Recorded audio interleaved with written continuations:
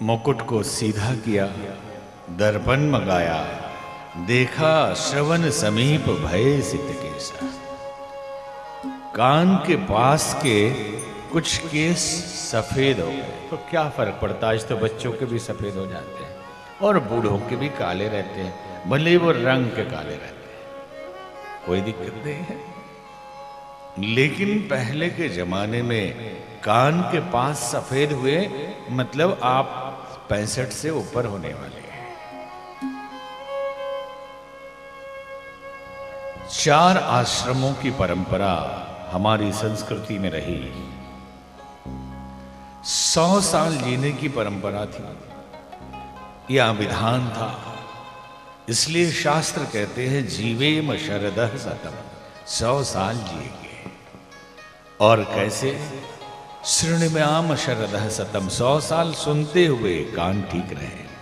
पश्याम शरदः शतम्, और सुनेंगे भी कैसा? भद्रम कर्णेभिः शृणुयाम देवा, और देखेंगे भी भद्र ही। 25 वर्ष ब्रह्मचर्य। लोग कहते हैं कि आप किस आश्रम में रहते हैं? हमने कहा भाई हमारा आश्रम तो सन्यास है, ये जो बिल्डिंग है ये तो डेरा है। साधु लोगों का आश्रम नहीं होता, वो तो ठिकाना होता है थोड़े दिन के लिए, डेरा होता है। इसलिए पंजाब में शर्मा जी हैं, समझ सकते हैं कि साधु लोग कभी आश्रम नहीं कहते, डेरा ही कहते हैं, कि जहां थोड़ी देर के लिए डेरा डाली फिर आगे बढ़ गए। तो ये जीवन भी एक डेरा ही है।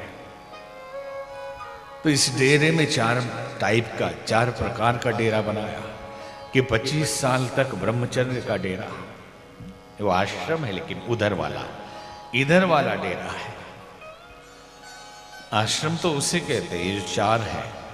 25 वर्ष तक ब्रह्मचर्य, 25 से 50 गृहस्थ, 50 से 75 वानप्रस्थ, और 75 से 100 सन्यास। विद्या अध्ययन करना, ज्ञान अर्जन करना, शक्ति संचय करना, ये ब्रह्मचर्य आश्रम। फिर 25 साल के बाद विवाह किए तो मातृ ऋण से ऋण होने के लिए,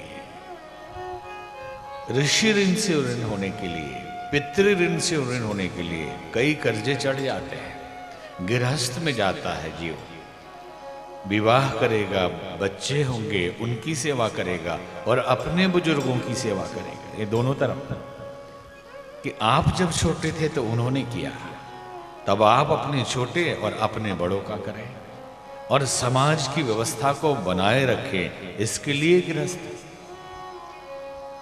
गृहस्थ 4 आश्रमों की धुरी है, न्यूक्लियस है। लोग कहते हैं हम तो दीनहीन गृहस्थी आदमी हैं।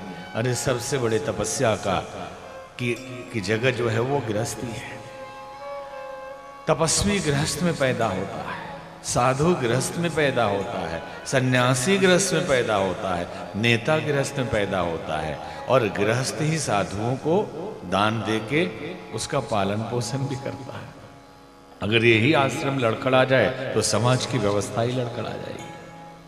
फिर वानप्रस्थ कि 50 के हो गए तो एक संत कहा करते थे कि ये नंबरिंग पे ध्यान देना।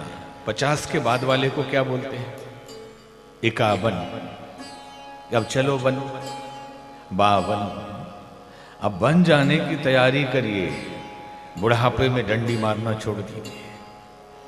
50 से 75 के बीच की उम्र को रखा गया था कि जो 25 से 50 के बीच का सांसारिक अनुभव है वो समाज में बांटिए, थोड़ा भजन करिए, और थोड़ा समाज के लिए, थोड़ा परिवार के लिए।